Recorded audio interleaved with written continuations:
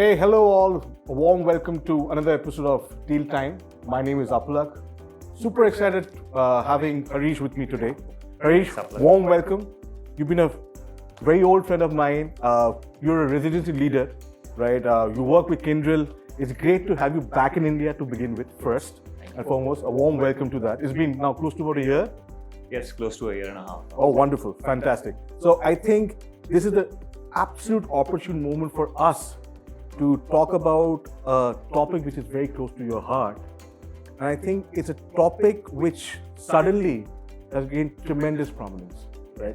So before I get into our conversation, Harish, I'll take a step back. When I studied history in school, I'm sure so did you, history was taught in the era of BC and AD. Yes. Yeah, that's how typically, at least classical history was taught, Yes. BC and AD. Modern history, I think, will be defined in the pre-pandemic phase and the post-pandemic phase. Agreed. Modern history, that's the analogy that I always like to take. Now, considering this, and you've been part of this journey for several decades now, almost, right? How do you see the importance of business resilience change from the pre-pandemic phase to the post-pandemic phase? Over to you. True. And as you rightly said, right, the whole pandemic has been a change in the industry. Right. It's not just Right. for, I would say, a specific industry as an IT. No. I think it has been all Across. right? I Yeah. think pandemic just gave a new thought process. I think Right. as resiliency as a word, I would say it's not just a business, but Yeah. also in people's life. I think people wanted to be like how we can be resilient and then come back up, right? I think that's how it has been. When you say keeping the lights on, it meant different 3 Yes. years back to what it is now. No, agree, and that's where. So coming back to that pandemic, right? Pre-pandemic and post-pandemic. So what we have seen that pre-pandemic, the resiliency was a focus more towards disaster, more towards those, typical disaster like natural disasters or any calamity or Right. those kind of things. Right. But post-pandemic, what we saw was that was a huge jump into the digital journey of every organization. Right. Right. Every organization started thinking of digitally how they can launch their platform, how they can, their supply chain. All those old school thought process were disrupted, and a new mindset had to start from a quick, post-pandemic. I think in March when WHO declared as pandemic, everybody had to rethink about it. So I think there's been a huge change in the resiliency thought process with that post-pandemic. Organizations had to think not just about from their technology perspective, but also from a people and a process perspective as well. So I think that's where the whole business continuity change mindset, and people started to think about it. And I will say, one of the survey which I was going through, 42% of the organizations didn't had a resiliency plan post that pandemic situation or in that pandemic situation. So you think about it, those organizations had to go down their business, right? Because they could not launch a digital platform or they could not think about how to be resilient. So organizations who have been resilient, they have been able to make it out. So I think there's a big I love change. the cue. I'll take a cue from what you just said. And it's a food for thought for everybody who's listening today. It's the fact that when you said from the time the pandemic started, there was a lot of pandemic-induced digital transformation. Yes, I'm using the term literally. definitely. Pandemic-induced digital transformation, because we as a nation don't spend a single dollar extra unless there's a business imperative.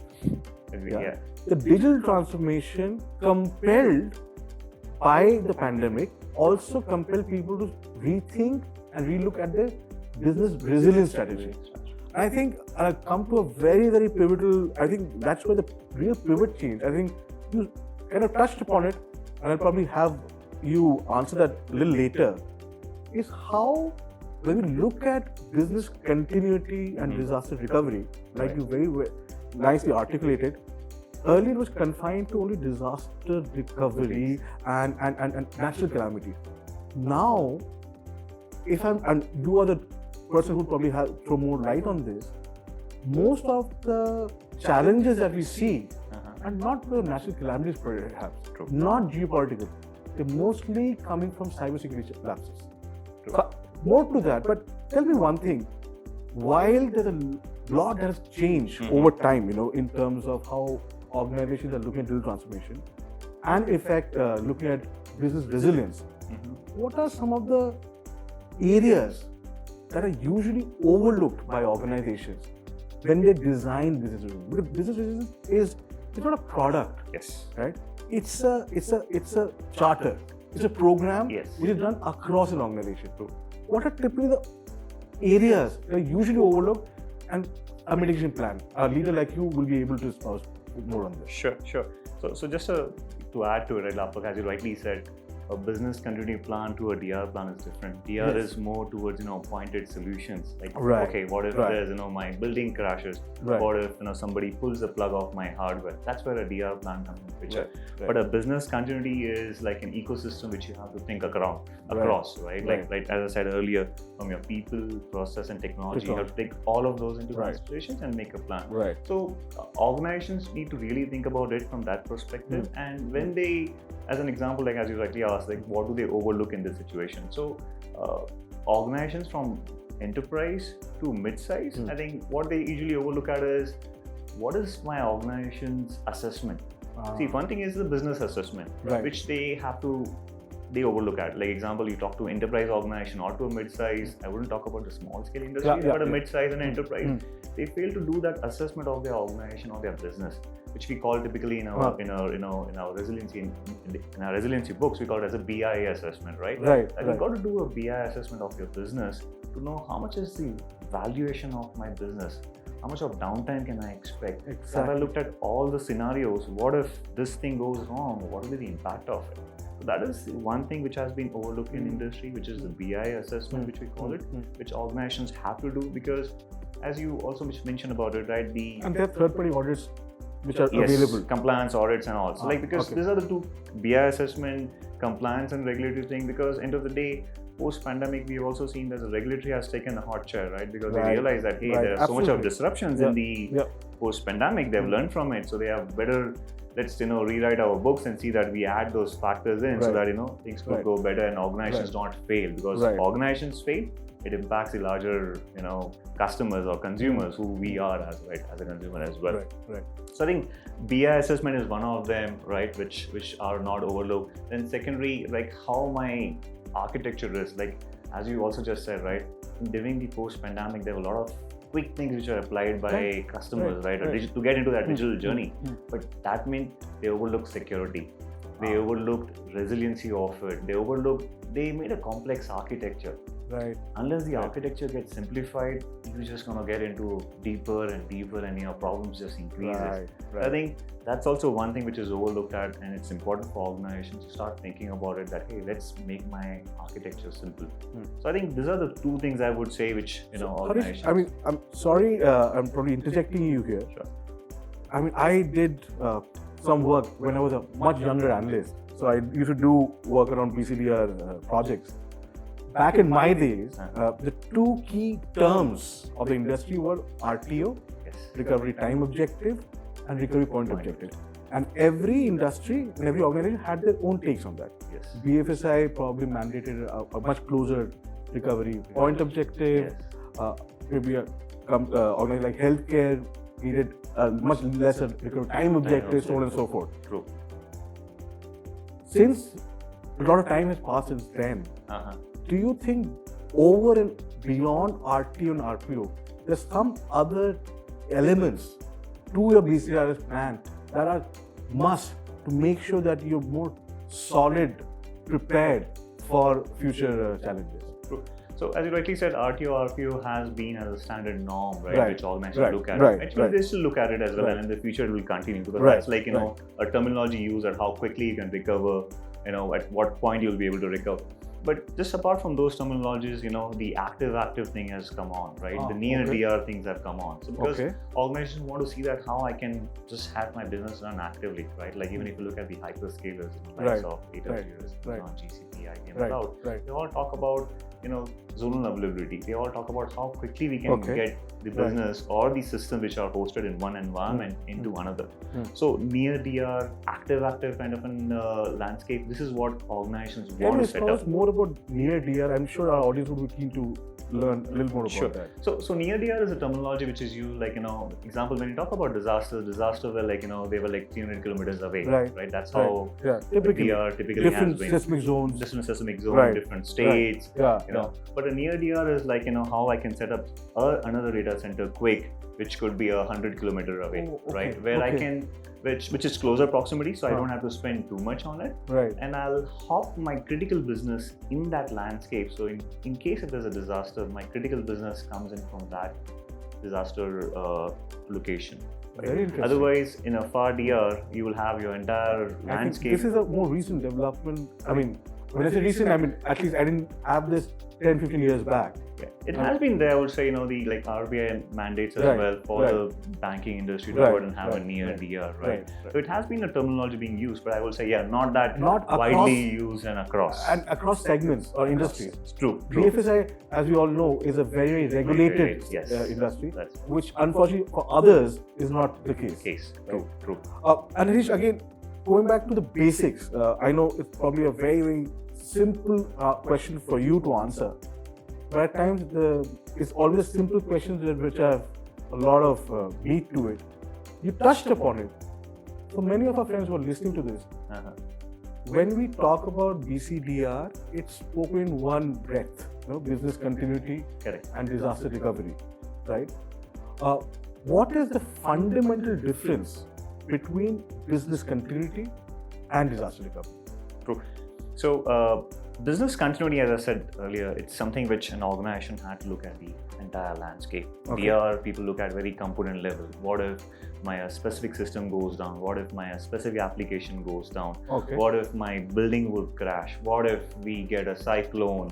So that's where DR is with a specific scenarios and a situation.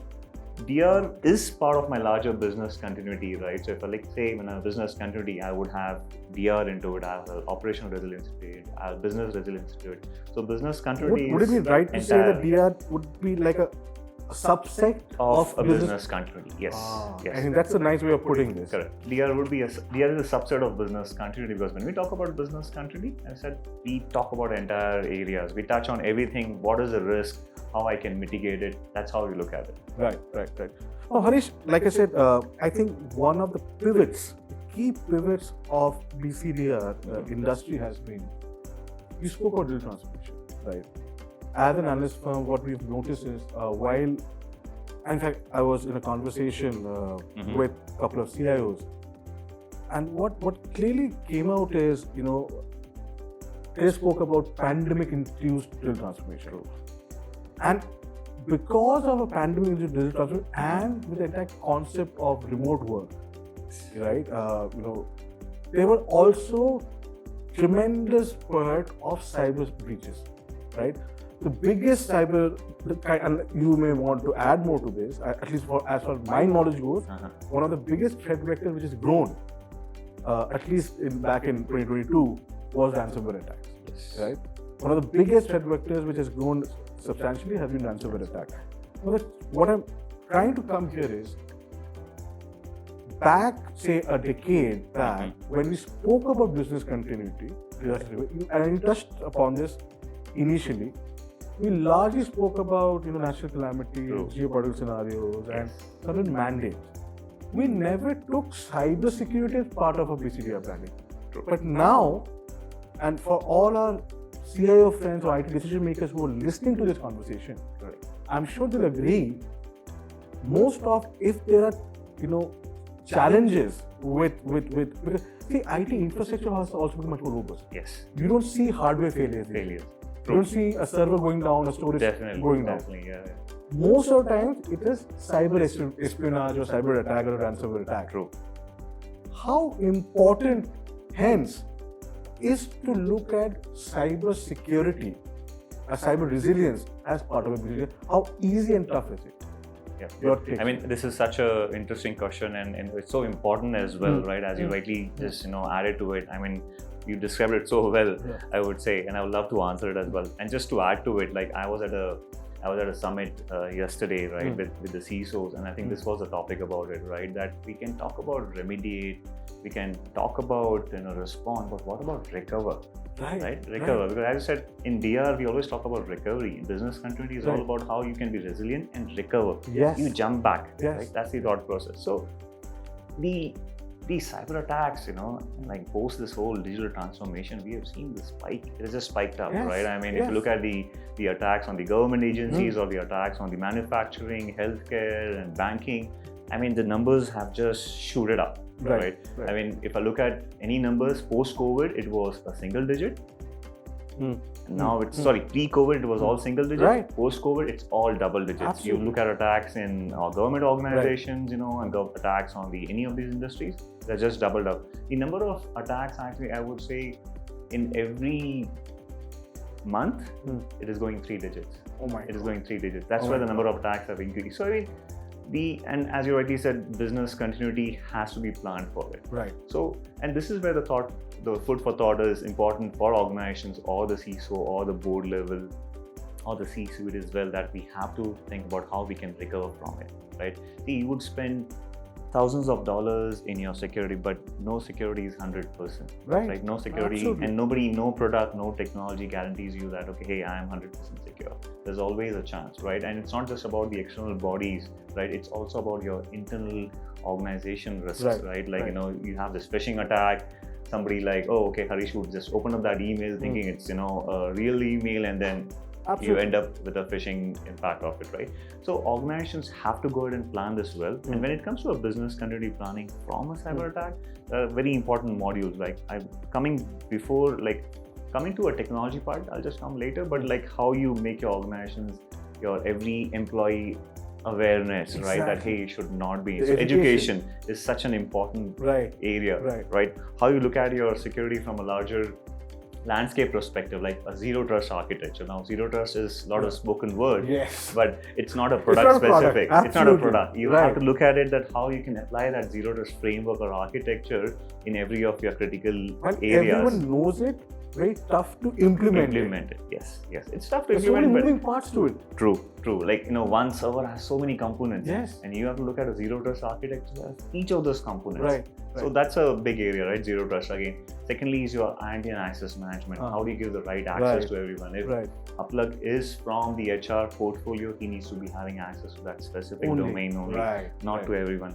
Same thing goes with your data, IP or your PI information, right? Like today, when we talk about a ransomware situation, either you're not able to, your systems are hacked or your data is leaked. It's so important for organizations to classify their data, so important for them to go ahead and secure it, only have that relevant access who needs it, right? So that's the important area. So these are the key components which organizations look at.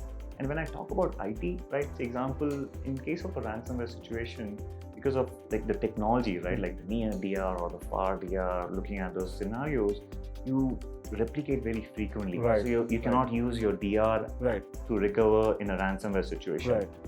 With these sophisticated attacks, and the attackers know that, hey, I know they cannot use the DR, but the backups, they are attacking the backup landscape as well, making them corrupted, making them hacked. So like you can't even use your backup as well. So when you talk about the IT security or how do you secure to recover in a ransomware situation, there are things like, you need to have an isolated copy, which is not in your regular network. You need to have a warm copy, which is like, if I get access to it, I would not be able to tramp through it. Right? I should not be able to modify it. Those are the other second thing. Then you definitely look at the orchestration and automation part of it, like how quickly. This is a new term that I just learned today.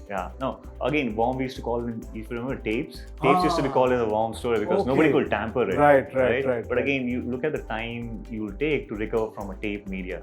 Business wants to get as up as possible. So isolation, which we call as an air gap, your warm or immutability is the second. Orchestration, automation is the third one, right? Analytics is the other part of it, because how do you know that, okay, hey, the copy I have received is a good copy or a tampered copy? That's where the analytics come into picture. Then these are the 4 key areas which organizations have to look at any technology they adapt when it comes to recovery from a cyber situation. Harish, I'll put my next 2 questions weren't part of the discussion, but I'm compelled to ask you, and it might put you in a spot because you have to answer it on your client's behalf in a way. One, since security is such an integral element of BCDR, my question is, when we look at now BCDR or business resilience, whose charter will this be? Is it the CIO? Is it the CISO? Do we have a chief risk officer? There's some company I know who have this. Okay. But let's also admit, many organizations don't have the appetite and the luxury of having three separate portfolios roll into one. True. How do you tackle that? And my second question, and you answer them at your will. We understand the importance of business resilience. We understand the loss of reputation if you have a challenge like this. Correct. But purely in terms of priority, where is it sitting amongst the CIOs? Because there is a cost attached to it. Definitely. Every technology investment is a cost attached. How do you suggest they manage that? So again, right question, and I will say that puts a lot of people on spot as well. Yeah. So Not just me. I'm just trying to see how it can help our friends who are listening to this. So the first question, right, that whose strategy or whose ownership is the business continuity recovery part of it, right? See, when we talk about the CISO roles, they look at the remediate and the respond part of it, right? They will look at, hey, how I can go and secure. They'll focus more on the security side of it, right? That how I can not get attacked. Even if I get attacked, what do I do about it, right? What are the open endpoints? Where to attack could happen? Have I applied where my landscape is spread out? Have I secured those? Have I secured that? So that's how they look at it, right? So it's not a CISO who would focus on it, because when, let's say, if an attack happens, he will focus on that how I remediate and stop it, right? That's the focus of it. So recover has been parked, lightly with the IT heads, but I would say no, it's not with them. It should actually go with the C-suites, the board level, the CXOs. It's cross-functional, actually. True. It's cross-department. But the ownership has to start from there, because when we talk about, like, example, if a CFO is on a negotiation table with a ransomware attacker, what will he do? Absolutely. Right. So it's across the C-suite. It's an elevation. True. Actually. So they have to focus on this, because that's how resiliency has to be looked at. It's not just like, we hire a BCP guy and ask him to do it. No, they have to be part of the board. They have to be a part of the C-suite's portfolio, that, hey, not just the disaster situations, but what about a ransomware situation as well? How to recover? And as you rightly said, there has to be dollars spent. But I mean, if you look at all of those, and is the approach best? Because as an IT leader, you'll understand the importance of BCDR, but you're non-IT leaders like a CFO, you're not. So is the approach best taken to you put fear inside their heads and make sure they spend, or how do I mean, it's not an easy thing to crack. Yeah, true. I mean, that's exactly, I was reading one of the articles and rightly said that fear. We don't want to put that fear into people's mind and then let them do this investment. No, it's not the case. You look at the reality. Look at the reality and you just think about it. As you rightly said, it's not like a lot of product companies today are using that fear concept. But they are right as well, because end of the day, the organization is not realizing the challenges with all this. Right? You just think about it like the healthcare or the manufacturing industry or banking as well. They are out of business, and how it impacts our life, right? You can't imagine a patient coming into a hospital and saying, hey, wait, I have to recover my data, then I'll know how do I operate you. That cannot be. Imagine my HS being down for a day or two. I mean, I don't want to take names, but just about a couple of months back, we saw one of the most premier hospitals being hit by a ransomware attack. Their HIS was down for 2 days, and it's literally coming to a standstill. So I think that's where it has to be the entire C-suite board level where they have to look at it and build up a strategy, not leave it to a CISO, not leave it to anybody, but the board level has to take an ownership and execute it. Right. So Harish, I mean, my next question is a little about future gazing. You've seen this transition, and I think the last 2-3 years have been fairly exponential in terms of how we've looked at business resilience. What is the future of resilience? I'm not even talking of BCDR, pure business resilience. How do you see the charter grow as we go to the next pivot of next 3 to 4 years of business expansion? How do you look at business resilience as a subject? Yeah. See, one thing is as a human, as a technology, we've always been agile, like learning everything new to it. Business resiliency is something which has been there, where people are looking at it, right? COVID taught us something new.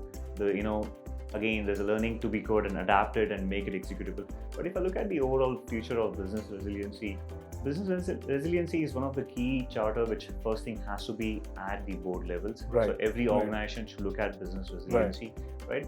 And business resiliency not just contributes to your people, process and technology, it also contributes to the environment. Like we talk about sustainability. A great point that you made. Sustainability has to be part Everybody of talking about ESG these days, environment, sustainable governance. That's part of how resiliency can help you achieve it. And there are ways. So that's a great way of actually embedding your BCDR plan to make it more fructified. Yeah, definitely there is. So looking at those two to three portfolios, that's how business resiliency as a future would be like that. Okay, hey, how organizations could be more agile in responding to it, right? The digital transformation. So how quickly they can come up on a business level. So this active scenarios, the near DR scenarios, or the RTO, RPO, as you said, those conventional things, those will continue. Then along with how do we scale into the hyperscalers, right? When we are scaling up into hyperscalers, the multi-cloud, hybrid cloud. So looking at a resiliency plan, not just from a specific environment, but from the larger ecosystem. So the future is just going to continue with it. I would say the entire business resiliency as a model would continue. There will be always new ways of learning and how we do it. So it has a huge potential and future for every organization as well as every technical individual as well, I would say. And speaking about the future of how things evolve, I would say new per se, but there's one area that is evolving very quickly, at least globally, and I see some uptake in India as well, is the area of disaster recovery as a service. Why I say this is because conventionally, as we all know, while BCDR is important, considering so many moving parts to it, it's not always an easy and an enviable task to manage it. True. Now, for an organization who is, say for instance, has very strong GRC norms, right, and yet wants to have a solid BCDR posture, how would you want them to go about it, considering you have, when you talk about disaster recovery service, you have a third-party provider coming into it. How do you balance this, and where is the future of disaster? Because I feel, given the quantum of business that is happening in India, there is tremendous potential in this area. Definitely true. As you rightly said, there's tremendous potential in it, and we have to look at it that everything as an organization or as a business, you just can't cover everything, right? You'll focus on business. You have to outsource some portion of it, right? You just can't. You have to focus on your business. How do I scale up my business, right? What new thing I can bring it up? And then again, there's a second ask of your regulatory.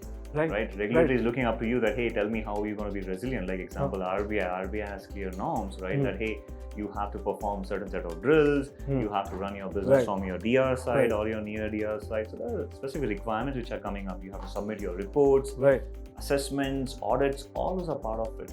So as an organization, they have to make a huge investment themselves into it, right? And then the second part is skills and capacity. I think you touched about skill and capacity. You may know what is required. You have shortfalls of the right people. True. So I think that's where they are looking at outsourcing this, because they want somebody as a service provider to go ahead and take care of that entire portfolio, go ahead and respond to my regulatory, and also let the business run. And with all this, you have your SLAs or KPIs attached to it. So let's say if you fail on it, hey, what are the SLAs? You can go ahead and push back on it, right? And then as a service provider, right, they bring in technology, they bring in automation, they bring in learnings.